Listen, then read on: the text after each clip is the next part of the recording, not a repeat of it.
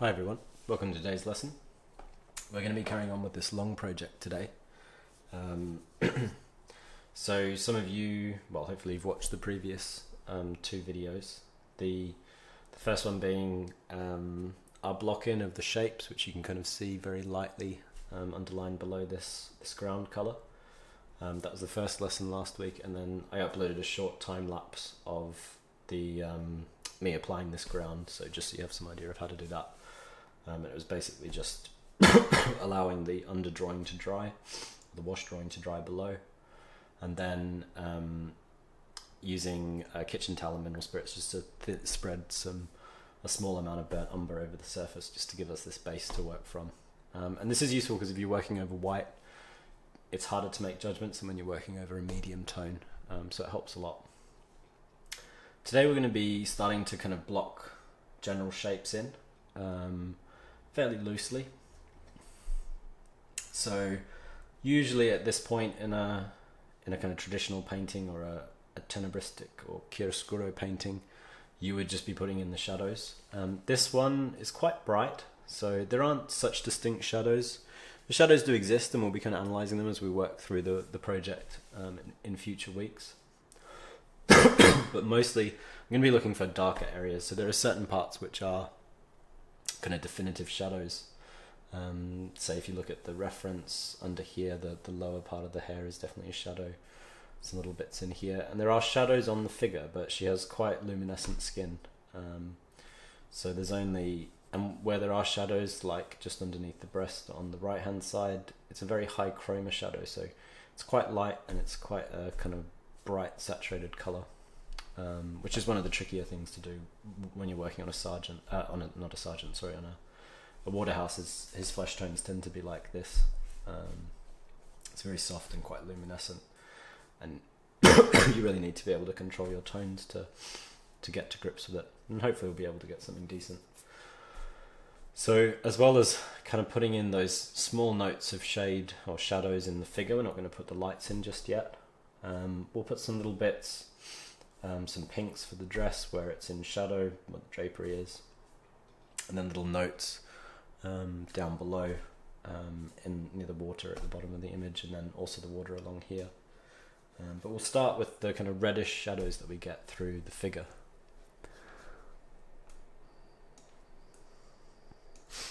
So let's start with one of the more straightforward ones, which is, I'm working with a kind of two medium-sized brushes. Not small brushes just yet. We'll probably go back and refine into what we do today. So I'm going to start with this colour just underneath the hand and below the hair as well, because I think it's going to probably be able to reach it just with burnt umber. Got a fairly expansive palette. I'm using black and white, then burnt umber, alizarin crimson and cadmium red. Then I've got cadmium yellow and Prussian blue, which should give us a reasonable range. But at the moment this is just working in pure burnt umber. You can see how red the burnt umber can go. I'm kind of glazing it almost. So I'm using a little bit of medium, which is a mixture of mostly mineral spirits to a bit of oil at this stage. And as we progress, I'll be using more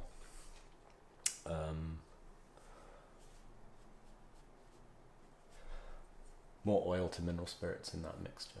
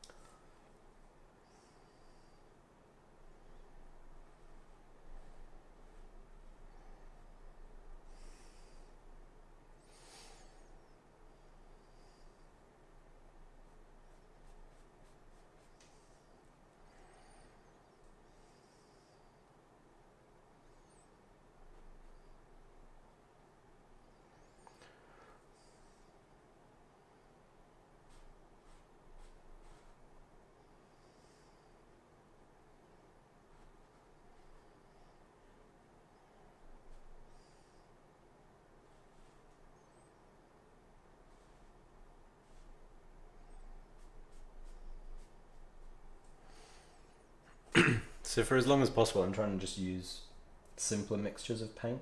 So I'm still just using burnt umber.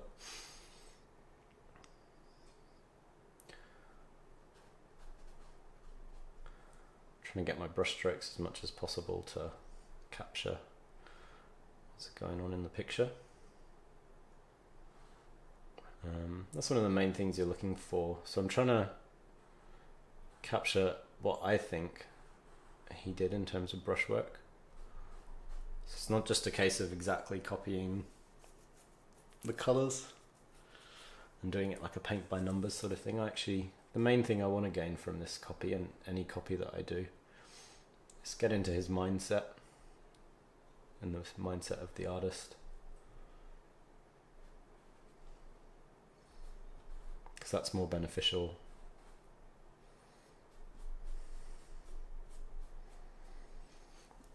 to my own work in future.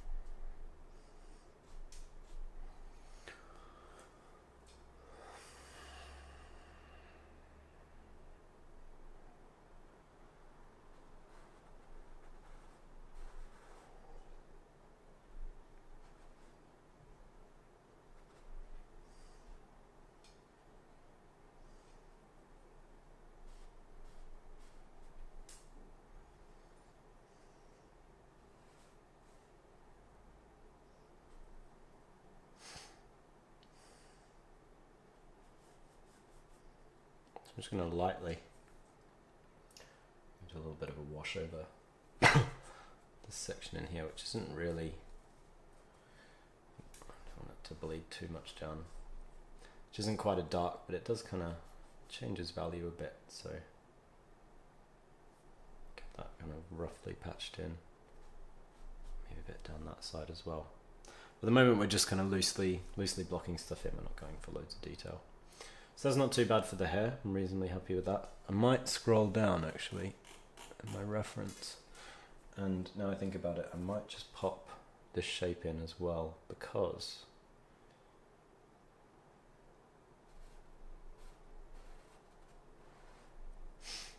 it's also just going to use the same, just pure burnt umber.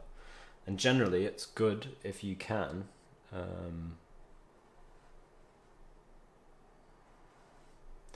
if you've got different parts of the image that have the same, going to be using the same mixture of paint, try to apply them at the same time, just because it's more efficient basically.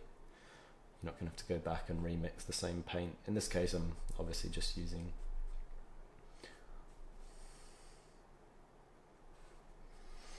burnt umber, but particularly when you've got more complex tones that you're adding.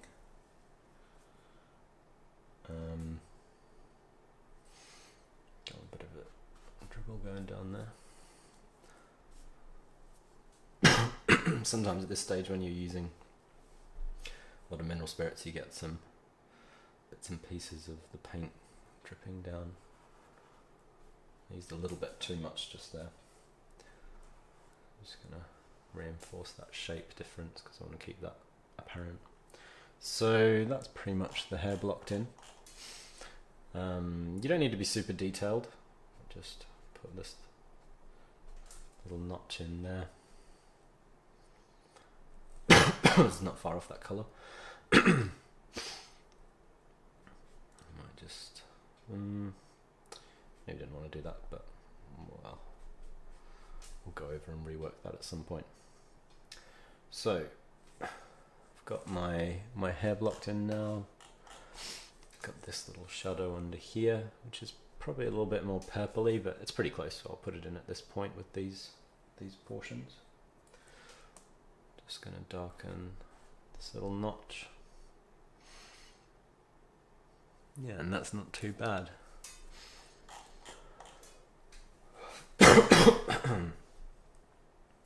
Please excuse my cough. It's a bit better than it was last week, but it's taken me a while to get over it. So we've also got a few little trees in the background here, which are kind of not too far off burnt umber, so I might just block them in as burnt umber for the time being. Just to be efficient.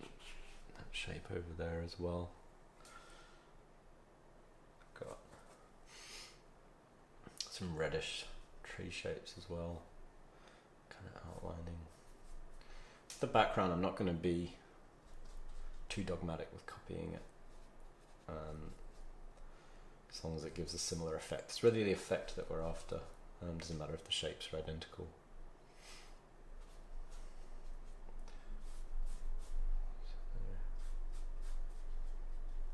Block suggestion of what's going on with those in.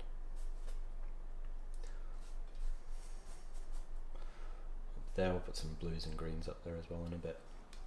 That's probably about it for pure burnt umber.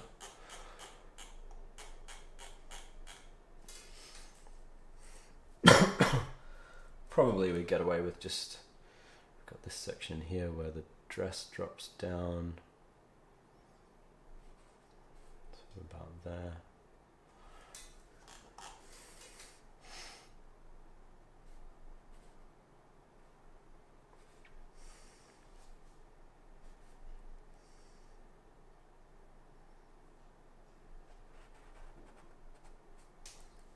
Something like that. I'll put a little note in there. That's actually going to be blue, so I won't touch it too much, those bits of drapery. So we've got, I'll leave the bottom of the image till a bit later. It might not be something we quite get to today. And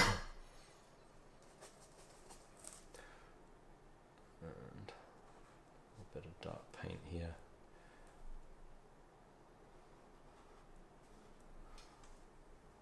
And just darken this little notch in and here as well, and maybe just there. Yeah, not too bad.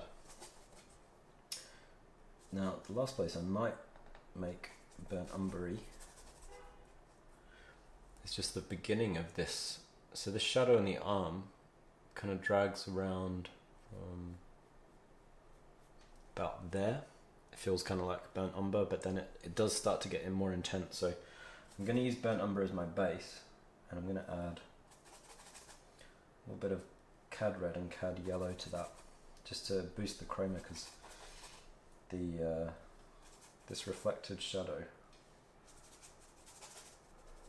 is very intense. So let's have a crack with this colour. Yeah, not too bad. I'm really reasonably happy with that. So that's a continuation, and then it wraps down to just about here. So you can see I'm going for that intensity of colour. It's a shift. Then it darkens and reddens slightly this portion of it, which is kind of the cast shadow back on the arm. But that's not too bad. We'll probably add a little bit more of a highlight as a glaze later. But that's not a bad start. Got a little bit yellow there, so I might just add a little bit more red. Yeah, and that's not too bad. So we'll leave that shadow in there. Now pretty much the same colour features just here on the face.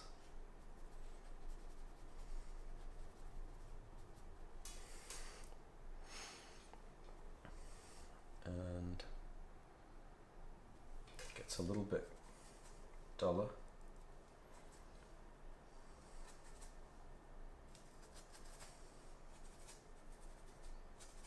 Slightly more yellow as it travels down there. A little bit darker.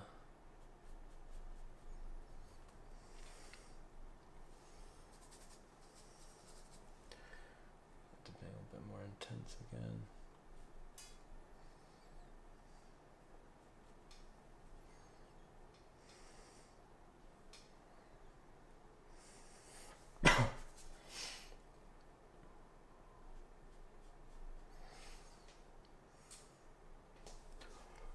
It's not too bad. We've got another little bright little colour note just here, which is kind of like a shadow.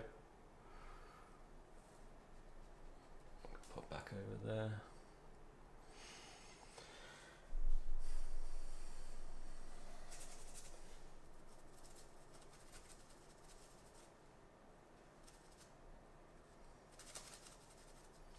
Now the opposite shadow, just kind of here, it's a bit more alizarin crimson, so more purpley. So we'll just block a little notch in for that, roughly the right colour. Kind of misjudge the shape slightly, that's okay, we'll be working over it. And I'd like to try to get a sense of the lip colour as well. The lip colour is very intense.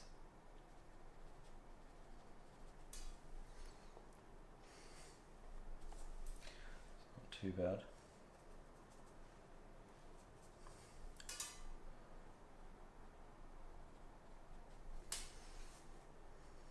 Something along those lines.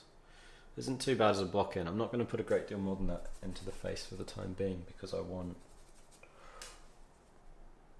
to overwork it. I want to give myself some room to kind of breathe in terms of the tones in later sessions, but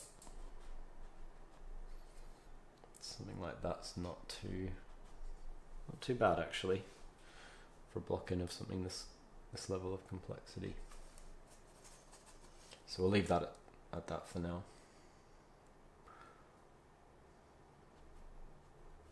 No doubt there'll be a bit of reworking of shapes and some of the values, but it's not too badly established that, so I'm not too unhappy with it.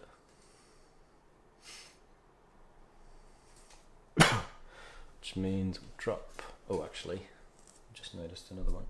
So another quite pinky reflected light, which is what we're looking for right now.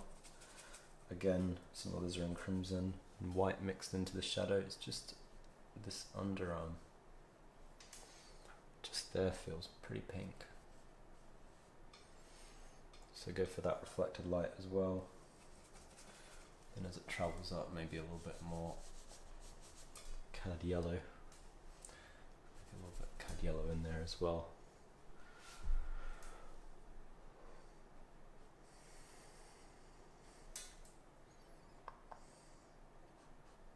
There. Some little notes.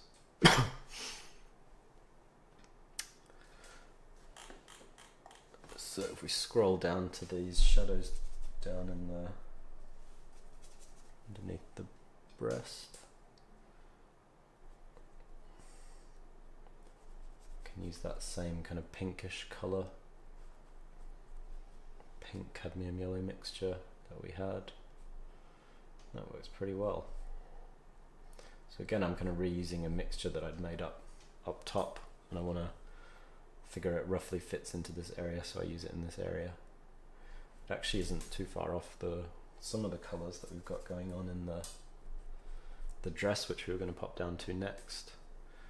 Tiny bit on that elbow, but a lot of the elbows are halftone, so I'm actually going to primarily leave that. It's a tricky one, this one. Certainly a high level of difficulty for you guys to watch, but we'll see how we go.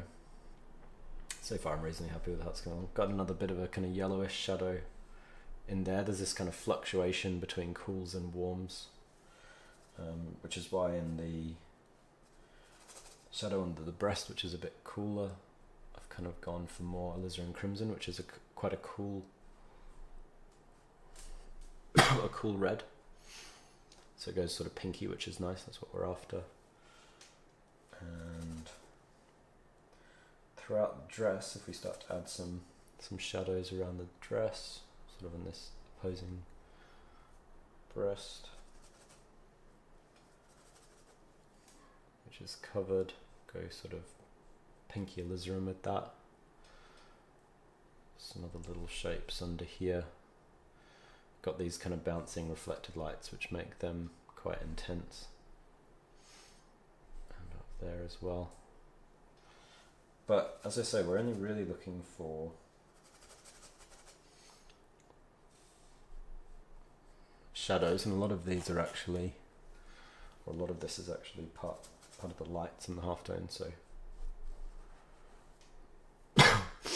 work our way down and give some suggestions of the shadow values and where they might be.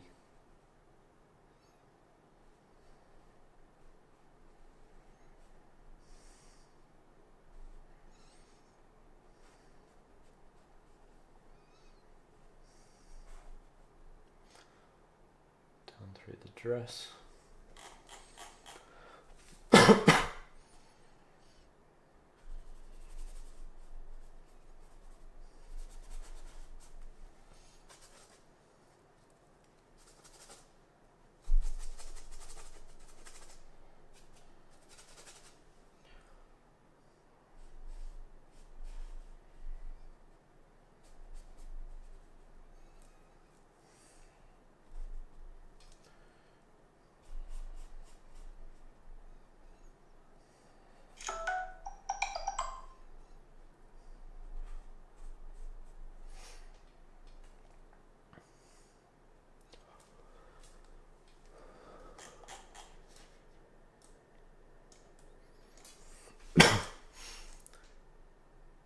So I think that's about it for the shadows on the figure.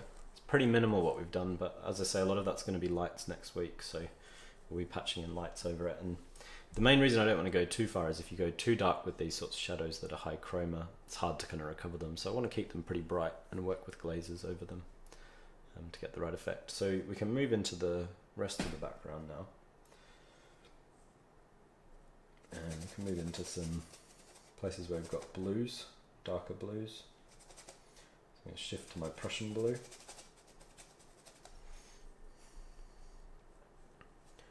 So we've got some little notes of more intense blues here,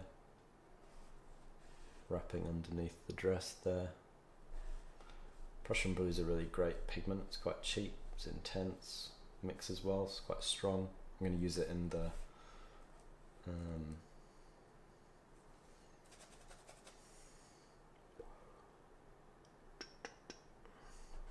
here. Going to use it in the greens as well, so you'll see what kind of mixture you can get from green with it. A little suggestion of it here. It's more of a light actually in this part of the dress, but just to get it going, let's whack that in, get a little bit more surface covered.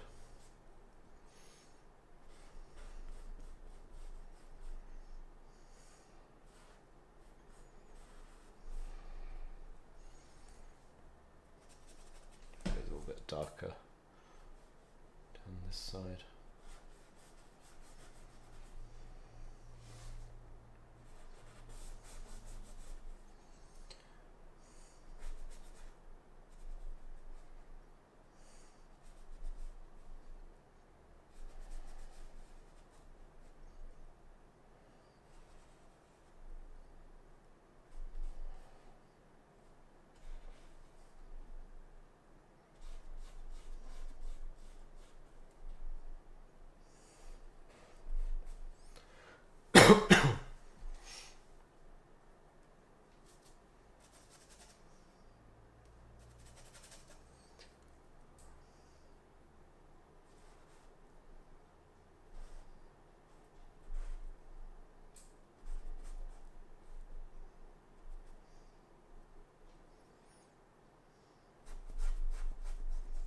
Mix a little bit of black in there.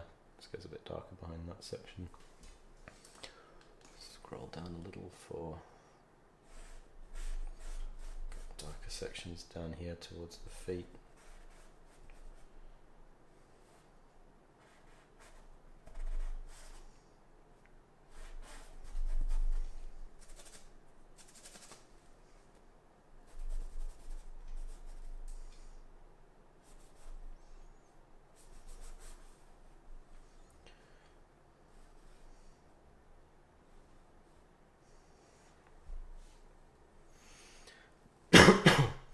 So it is a bit tricky to work at this stage just because we don't have that much to latch onto and we've not got the lights blocked in yet, but it does help if you can work on the shadows beforehand, you'll see next week it kind of comes together more comfortably in the later stages if you can kind of work it this way.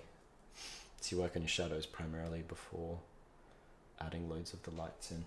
You can start to merge it a bit more. I'd probably merge the process slightly more if I was working on my own stuff. But in general, I still do follow this approach where we're looking for shadows, so sections of shadow, and not so much like specific regions of the piece. So obviously I'm moving between foreground and background. It's more about whether it's something that's in light or something that's in shadow. Sometimes localized kind of darker colors if they start to merge, so this blue is a bit kind of like a localized darker color. So I'm starting to patch that in, and then we'll be working some other stuff over the top of it, the lighter parts over the top, and then we'll be going back in future sessions, but for the time being we're just trying to get it kind of roughly mapped in. And this is the hardest bit because we're trying to sort of working from nothing at this point. So I'm mixing some of the burnt umber I have on my palette with the Prussian blue that I was just using to get some of these kind of muddier greens. Do a little bit of a glaze down here with those colours, so you can see that's coming up as a green. But I'm not actually. That's why I consider Prussian blue to be a really useful colour, because just they're mixed with there as well. Put some notes of green in. And then we can move back up here to this sort of far water. I can just faintly see where I mapped in the trees last time.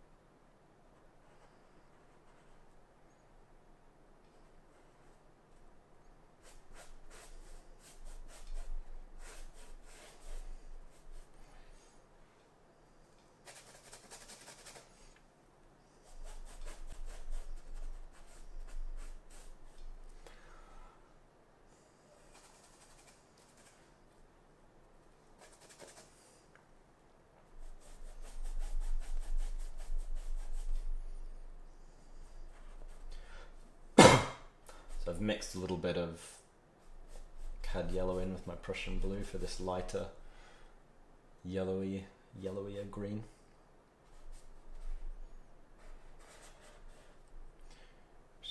I'm gonna scrub. So it's getting thinner, I'm scrubbing it more so it looks lighter, a bit more transparent, which I think is what was done in the original piece.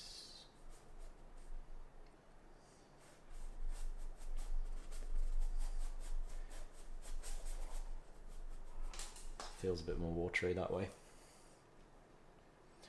And then we've got a little bit more the back side of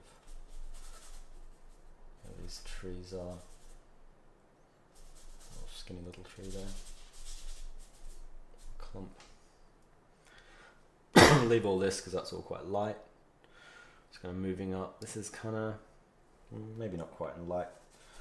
It's more of a kind of reddish brown colour. A little bit yellow mixed in there as well. Darker shapes up, kind of lying over the top of the head, and maybe that distant piece of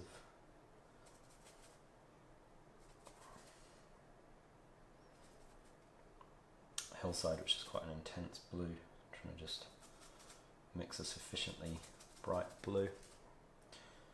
Don't know if I'll quite reach it, so I might go a little bit lighter, and we'll glaze over it later. That's not too bad actually. Could maybe do with being a little bit more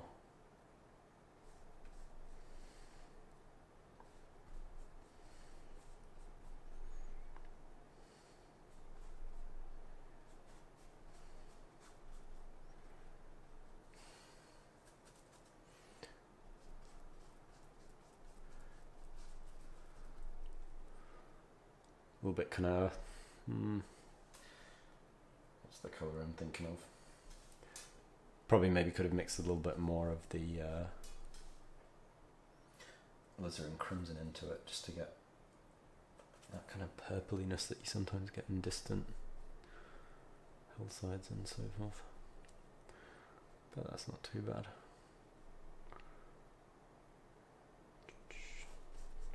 So that drops down, starts to kind of blend into that section there. Got a little bit of yellow. That hair blocking out, kind of in here. Then back to some more sort of reddy browns. This portion of that tree just kind of blends in, drops up there. I just realised I was blocking with my hand, which isn't ideal. It's one of those shapes up here. And then we're just going to go in with some darker kind of greeny colours, which we're going to get Prussian blue and burnt umber again, but quite thinly washed. So something else you'll tend to notice with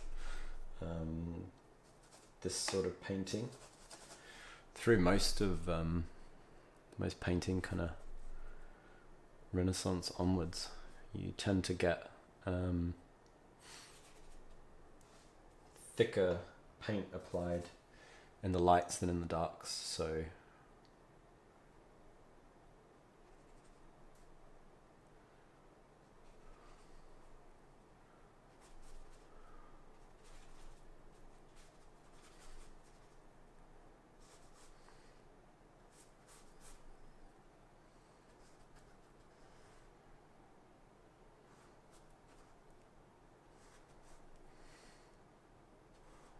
I'm going to keep these reasonably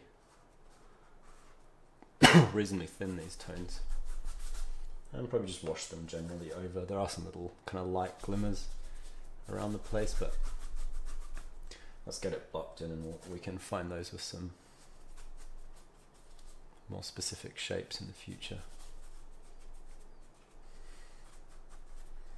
So just going for a texture here, and roughly the correct placing for everything as well. So drop them down into these more reddish colours, which we've from before. Again, keeping it nice and thin. Just scrub over.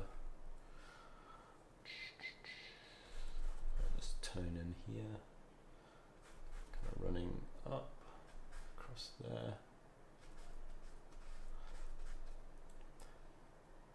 Down here, it's going to go a little bit more blue.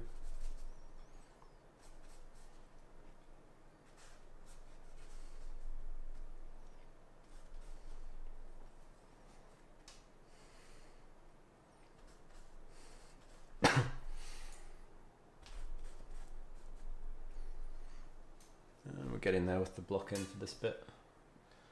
Too much more to go. Just that kind of loops in there. This kind of sways that way.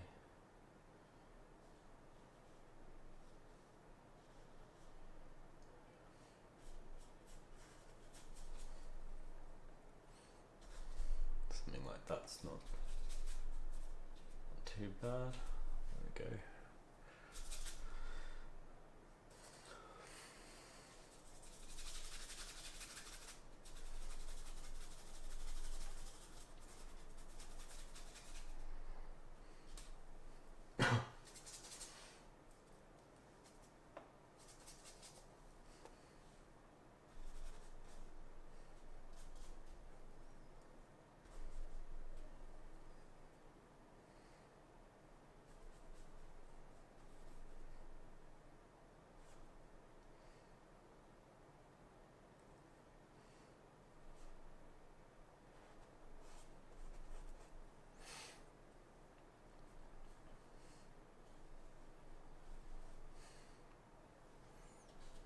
Yeah, it's not too bad. So that's about the point we'll leave it today. We've got everything roughly blocked in as we want. As I say, it doesn't have to be too tight at this stage. Everything doesn't have to be perfect. We have a lot of corrections. The main thing is probably the trickiest point, I would say, is making sure that you don't, in this kind of instance, I'm trying to make sure I don't kind of make things too dark in these really really intense light colours in the face.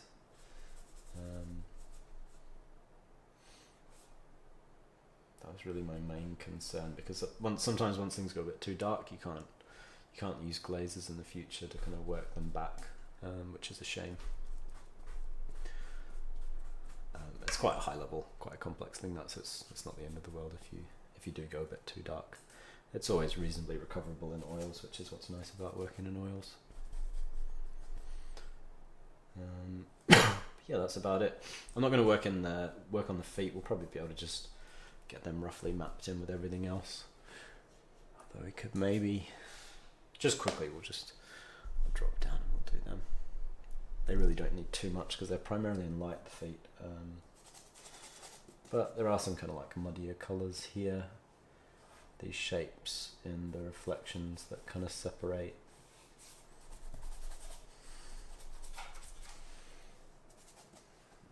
Shows the kind of separation point where that foot sits, which is kind of useful. It will be useful later on, so it's probably worth mapping in. But that's about almost as much as you need. We've got that there.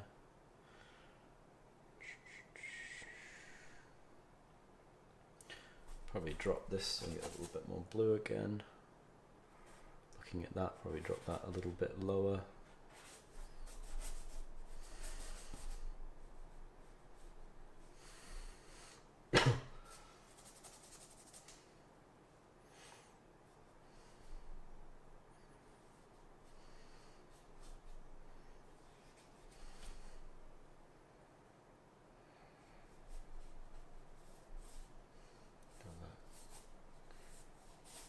Grass coming up.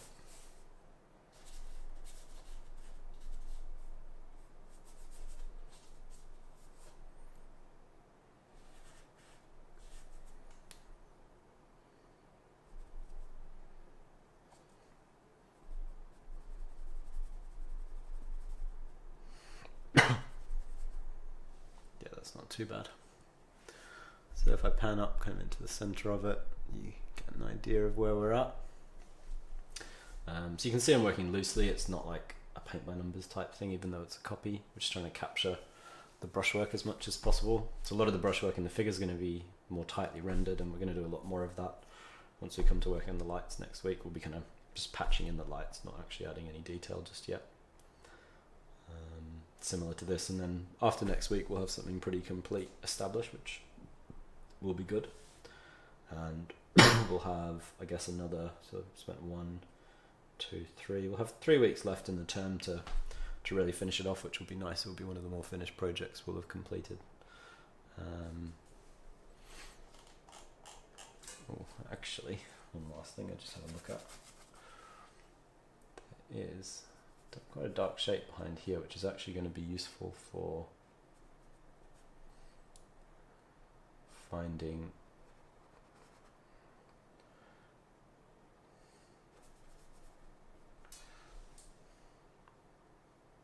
might go a little bit, push that up a little bit, top of that.